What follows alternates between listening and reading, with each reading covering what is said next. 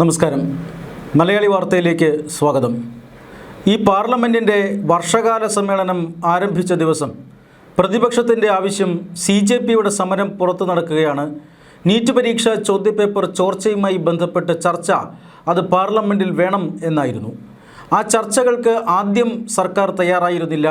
പക്ഷെ പിന്നീട് CJPയുടെ സമരം കൊടുമ്പിരി കൊള്ളുന്നു. ആ സമരത്തെ ഏറ്റെടുത്തുകൊണ്ട് രാഹുൽ ഗാന്ധി രംഗത്തിറങ്ങുന്നു. ഏറ്റവും ഒടുവിലായി രാഹുൽ ഗാന്ധി പ്രധാനമന്ത്രിയുടെ വീടിന് മുന്നിൽ ഒരു അറ്റകൈ പ്രയോഗം നടത്തുന്നു. അദ്ദേഹം അവിടെ MP-മാരുമായി കുത്തിയിരിക്കുന്നു. ആ സമരത്തിലേക്കാണ് കേന്ദ്ര സർക്കാരിൻ്റെ ഒരു പ്രതിനിധിയായി കേന്ദ്രമന്ത്രി ജിതേന്ദ്ര സിംഗ് അവിടെ എത്തുന്നത്.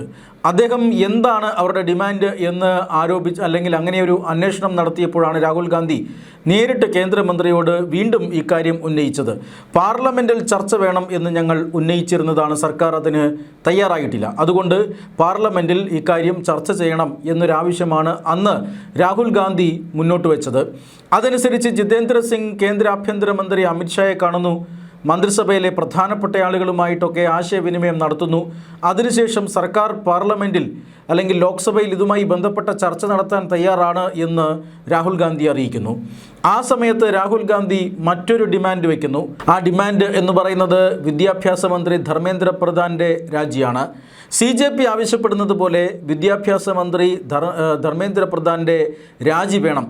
അതിനുശേഷം മാത്രമേ ചർച്ചയ്ക്ക് തയ്യാറുള്ളൂ എന്നാണ് രാഹുൽ ഗാന്ധി അറിയിച്ചത്. അക്കാര്യത്തെക്കുറിച്ച് നേരത്തെ പറഞ്ഞില്ലല്ലോ എന്ന് ചോദിച്ചപ്പോൾ നിഷേധാത്മകമായ സമീപനമായിരുന്നു രാഹുൽ ഗാന്ധിയുടേതെന്ന് പിന്നീട് ജിതേന്ദ്ര സിംഗ് വെളിപ്പെടുത്തിയതാണ്. എന്തായാലും പാർലമെൻറ്റ് അടുത്ത ദിവസം സമ്മേളിക്കുമ്പോഴും പാർലമെൻറ്റ് ശബ്ദായമാനമാണ്. പാർലമെൻറ്റിൽ തന്നെ സർക്കാർ ചർച്ചയ്ക്ക് തയ്യാറാണ് എന്നറിയിക്കുന്നു. ഏത് വിഷയം വേണം അല്ലെങ്കിൽ ഏത് വകുപ്പിലൂടെ വേണം, എത്ര സമയം ചർച്ച വേണം, അതൊക്കെ നിങ്ങൾക്ക് തീരുമാനിക്കാം എന്ന നിലപാടിലേക്ക് സർക്കാർ മാറുന്നു. സ്പീക്കർ തീരുമാനിക്കുന്നതനുസരിച്ചിട്ടുള്ള ചർച്ച നടത്താം എന്ന് സർക്കാർ പറയുന്നു. ആ സമയത്ത് പ്രതിപക്ഷത്തിൻ്റെ ഒരു ഫീഡ്ബാക്ക് സ്പീക്കർക്ക് പോയത് എന്ന് പറഞ്ഞാൽ ചർച്ച നടത്താൻ ഞങ്ങൾ ഒരുക്കമല്ല എന്നാണ്.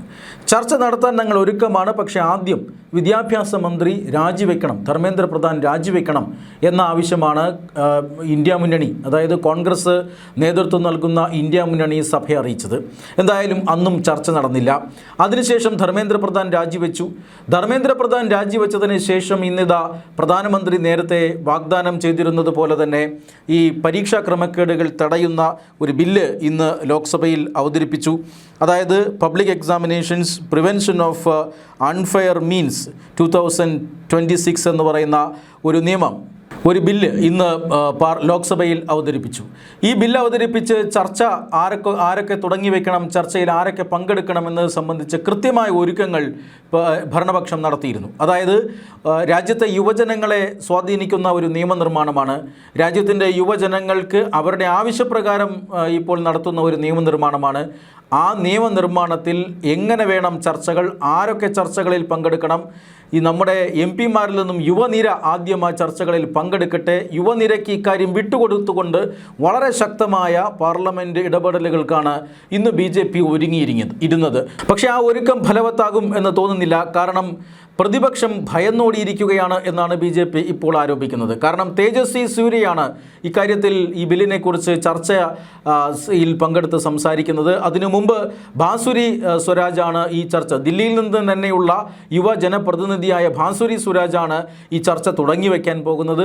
പിന്നീട് അങ്ങോട്ട് യുവനിരകൾ, NDAയിലെ മുഴുവൻ യുവനിരയും ഈ ബില്ലിനെക്കുറിച്ച് സംസാരിക്കുന്നുണ്ട്. പേപ്പർ ലീക്സിൽ സർക്കാരിൻ്റെ നിലപാടിനെക്കുറിച്ച് സംസാരിക്കുന്നുണ്ട്. ലാവു കൃഷ്ണ ദേവരായലു, തെലുങ്കുദേശം പാർട്ടിയുടെ ലാവു കൃഷ്ണ ദേവരായലു, അതുപോലെ തന്നെ രാജീവ് രഞ്ജൻ സിംഗ്, ജനതാദൾ യുണൈറ്റഡിൻ്റെ രാജീവ് രഞ്ജൻ സിംഗ്, ശിവസേന ഷിൻഡെ വിഭാഗത്തിൻ്റെ ശ്രീകാന്ത് ഷിൻഡെ, അതുപോലെ തന്നെ അനുപ്രിയ പട്ടേൽ, ഇങ്ങനെ NDAയിലെയും BJPയിലെയും യുവനിരകളാണ് ഈ ബില്ലിനെ അധികരിച്ചുകൊണ്ട് അല്ലെങ്കിൽ ഈ ബില്ലിനെ പിന്തുണച്ചുകൊണ്ട് സംസാരിക്കുക. ആ ചർച്ചയിൽ പ്രതിപക്ഷത്തെ തുറന്നു കാണിക്കാൻ കേന്ദ്ര സർക്കാരിന് സാധിക്കുമെന്ന് പ്രതിപക്ഷത്തിന് നന്നായി അറിയാം. അതുകൊണ്ട് തന്നെ പ്രതിപക്ഷം ആ ചർച്ചയ്ക്ക് ഒരുക്കമായിരുന്നില്ല. ഇന്നിപ്പോൾ പ്രതിപക്ഷം പറയുന്നത് അമിത്ഷാ രാജിവെക്കട്ടെ എന്നാണ്. അതായത് ഒരു കാരണവശാലും നടക്കാൻ സാധ്യതയില്ലാത്ത കാര്യം. ആദ്യം ചർച്ച വേണമെന്ന് പറഞ്ഞു, ചർച്ച അനുവദിച്ചു. ആ ചർച്ച അനുവദിച്ചപ്പോൾ ചർച്ചയ്ക്ക് ഞങ്ങൾ ഇരിക്കാം, പക്ഷേ അതിനു മുമ്പ് വിദ്യാഭ്യാസ മന്ത്രി ധർമ്മേന്ദ്ര പ്രധാൻ രാജിവെക്കണം എന്ന ആവശ്യം ഉന്നയിക്കുന്നു. രണ്ടും അനുവദിച്ചു കൊടുത്തപ്പോൾ ഇപ്പോൾ പറയുന്നത് ഈ ചർച്ച ഇപ്പോൾ ചെയ്യാൻ കഴിയില്ല, കാരണം അമിത്ഷാ കൂടി രാജിവെക്കണമെന്നാണ്. തീർത്തും ഉത്തരവാദിത്വരഹിതമായ പെരുമാറ്റമാണ് പ്രതിപക്ഷം ലോക്സഭയിൽ സ്വീകരിക്കുന്നത്, പാർലമെൻറ്റിൽ സ്വീകരിക്കുന്നത് എന്ന് ഇതിനോടകം തന്നെ ഭരണപക്ഷത്തു നിന്നും വിമർശനമുണ്ട്. മാത്രമല്ല, ഇത്രയധികം യുവ നേതാക്കൾ പങ്കെടുക്കുന്ന ഒരു ചർച്ചയ്ക്കാണ് BJP അല്ലെങ്കിൽ ഭരണപക്ഷം NDA സഖ്യം ഒരുങ്ങിയത്. പക്ഷേ മറുഭാഗത്ത് ഒരുക്കങ്ങൾ അത്ര കണ്ട് പ്രകടമല്ലായിരുന്നു. പക്ഷേ ചർച്ചയ്ക്ക് ഒരു കാരണവശാലും തയ്യാറാകാതിരിക്കുക എന്ന നിലപാടാണ് പ്രതിപക്ഷം സ്വീകരിച്ചിരിക്കുന്നത്. ഇന്ന് രാവിലെ 12 മണിവരെ സഭ നിർത്തിവെക്കുന്നു. പിന്നീട് 3 മണിവരെ പ്രതിപക്ഷ ബഹളം കാരണം സഭ നിർത്തിവെക്കുന്നു. ആദ്യം ഈ ചോദ്യോത്തരവേള നിർത്തിവെക്കണമെന്നാവശ്യപ്പെട്ടുകൊണ്ടാണ് കോൺഗ്രസ് അല്ലെങ്കിൽ പ്രതിപക്ഷം ബഹളം ആരംഭിച്ചത്. അതിനുശേഷം ബില്ലിനെക്കുറിച്ചുള്ള ചർച്ചകളായിരുന്നു. ആ ചർച്ചയിലും പങ്കെടുക്കാതെ കോൺഗ്രസ് മാറി നിന്നു. അമിത്ഷാ രാജിവെക്കണമെന്നാണ് ഇപ്പോൾ പറയുന്നത്. കാരണം പെല്ലറ്റ് തോക്കുകൾ അടക്കം ഉപയോഗിച്ച കേസിൽ അമിത്ഷാ രാജിവെക്കണം എന്നാണ് കോൺഗ്രസ് പറയുന്നത്. കാരണം അമിത്ഷായാണ് ആഭ്യന്തര വകുപ്പിൻ്റെ ചുമതലയുള്ള വ്യക്തി. അമിത്ഷായെ സംബന്ധിച്ചിടത്തോളം അദ്ദേഹം കുറച്ചു നാളായി പാർലമെൻറ്റിൽ വരുന്നില്ല. മാത്രമല്ല, അമിത്ഷായുടെ ഒരു സാന്നിധ്യം ഇങ്ങനെ ഒരു പ്രശ്നം നടക്കുമ്പോൾ മുൻപന്തിയിലില്ല എന്നത് വളരെ ശ്രദ്ധേയമാണ്. അതുകൂടി മുതലെടുത്തുകൊണ്ടാകണം കോൺഗ്രസ് ഇപ്പോൾ അമിത്ഷായുടെ രാജി ആവശ്യപ്പെടുന്നത്. അതൊരു കാരണവശാലും അംഗീകരിക്കാൻ കഴിയില്ല എന്ന് NDAയും പറയുന്നു. എന്തായാലും ചർച്ചകൾക്ക് ഒരു സർക്കാർ സാന്നിധ്യം അറിയിക്കുമ്പോൾ അതിൽ ഉപാധികൾ വയ്ക്കുന്നത് നമുക്ക് മനസ്സിലാക്കാം.